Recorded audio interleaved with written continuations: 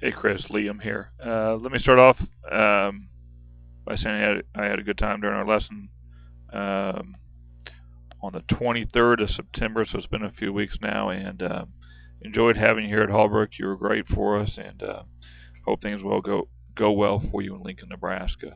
So anyway, we're going to just start off by running through your before swing. So as I this is the swing from the down the line angle.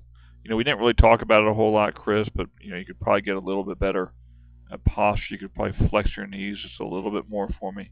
You tend to have the upper body a little bit hanging over the legs a little too much. So just give your knees a little flex. Bring your knees out that way a little bit, so you'll kind of sit down a little bit as you swing. As you're leaning a little bit too far over the ball. Looks like when I went and pulled that club away, you kind of fall flat on your face. So something we didn't talk about during the lesson, and not a big deal, but just trying to get you in a little bit better posture. And we talked a little bit about wrist hinge, and as that club goes back there, it goes a little bit under the red line, and I refer to anything under that red line as the no-fly zone. Don't want to see a club in there. Use your wrist a little bit, hinge the club, not swing it open, but hinge it upward. Uh, you'll see you do better as you go along.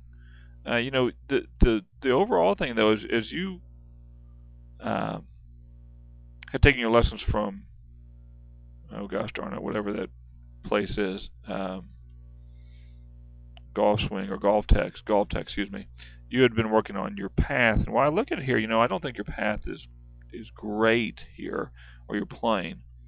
It's a little steeper. I mean, ultimately, right in here, I like to see the club a little lower, a little closer to that line, but not bad.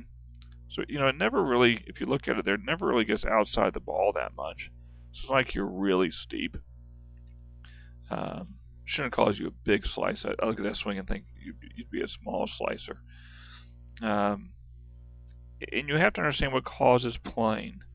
As I look at this, swing right here, I'm looking at you're in a thrown position, and what I mean by that is you look at yourself from the other angle. Great setup position from this angle, by the way. And as you swing back, you form a fairly good wrist hinge. I like this swing a lot. This is a good swing here.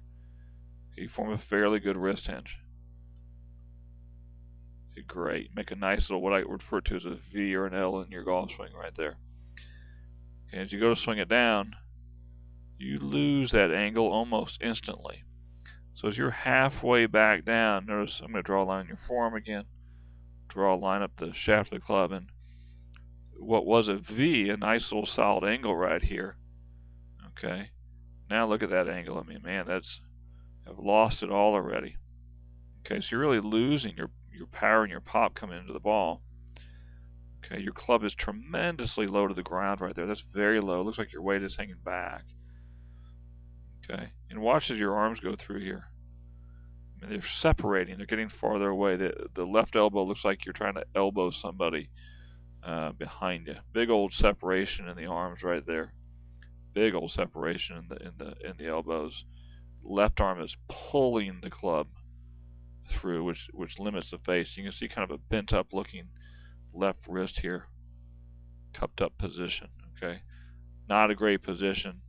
You even see it right in there. The club is still, that left arm is still bent over quite a bit. Okay, so that's the angle that I kind of wanted to approach the lesson from. Ultimately, trying to fix your impact position so that the moment of impact, your hands are further in front of the golf ball. Ultimately that kind of works itself backwards, that you have a stronger angle coming down to the ball. So we really worked on impact position, trying to get your hands in front, trying to hold the angle. This probably was a pretty good video right here. We won't see half of it because I can't remember to get myself out of the way most of the times when I'm teaching. Okay, but even as we approach impact here, I want you to look. So even into impact, you're more the way down here. Okay, you still have a decent angle held right there. That's really good, better position. Your hands are further in front. Look, you can see the club head through my legs there. It's off the ground farther than it was.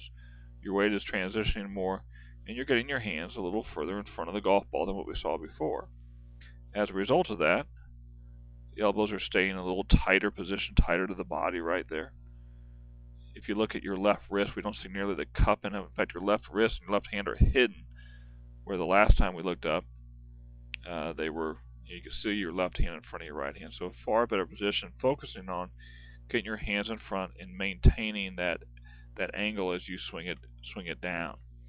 And then lo and behold, as we look at the swing from this angle, focusing on that, focusing on holding the angle as you swing down.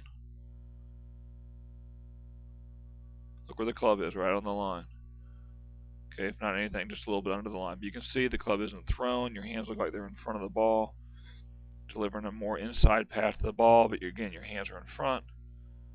This is a really good looking position right here. And if we go back to that first one and look at that same position, you're going to see elbow, look how the elbow's out right there. Okay, again, looks like your elbow on somebody, looks like you're crunched in right there. But we're getting better extension. Right there we see the club head well before we see the left elbow. Left elbow is folded. Much better looking motion. So that's what I want you to focus on. That's what I want you to do. You did a great job, and good luck in Lincoln, and have a good day.